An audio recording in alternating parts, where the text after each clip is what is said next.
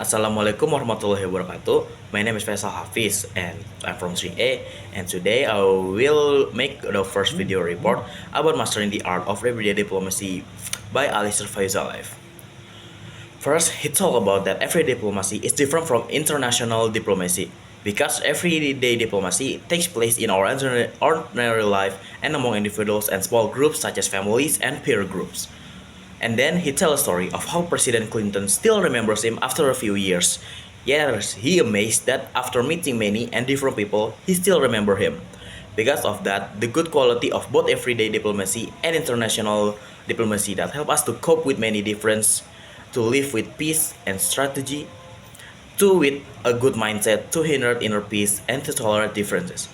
Alistair Russell said there are two important skills to implement these strategies: skill interaction with others and spell and self-regulation skills, because diplomats need to negotiate with deep understanding and not to reject but reflective and adaptive and to be calm when there's a disagreement with tough people in difficult situation. Alisher also quoted that diplomacy is not a sign of weak, it is a sign of strength to provide honesty, because when you lie, you lose your credibility. Practice your everyday diplomacy by talking to your neighbor with a smile, left and right, with your partner, and basically everyone else. And the next video is about a lesson about effective communication skill. The first lesson is understanding communication.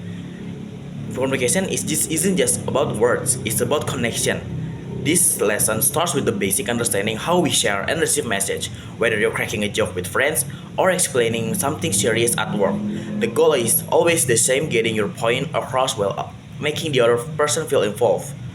And this video makes me realize that communication is really more than just a talking. It's a back and forth. It's about ensuring the other person understand what you mean, not just what you say. And in order to make us what people understand what I say and what people say that I can understand him. And the second is active listening. Listening is about putting our phone down and making an eye contact to showing that to the other person that we have their full attention. Simple things like nodding or saying so what you're saying is to make people feel heard about what they're talking about. Basically, not just ignore it and keep looking on your phone. And people, when they feel heard, they open up and the connection grows deeper between the person you talk to. The third lesson is nonverbal communication. Have you ever noticed how much someone's body language tells you before they even say a word? This part dives into the power of nonverbal cues: your posture, gestures, even the look in your eyes. Imagine you're telling a friend you're excited, but your arms are crossed and you're slouched in your chair, mixed signals, right?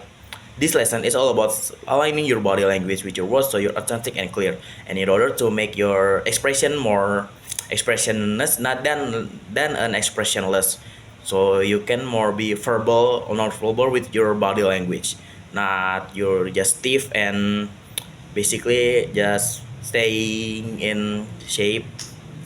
And the fourth is clarity and consciousness. You ever heard moment where you're talking and you see someone's eyes glaze over?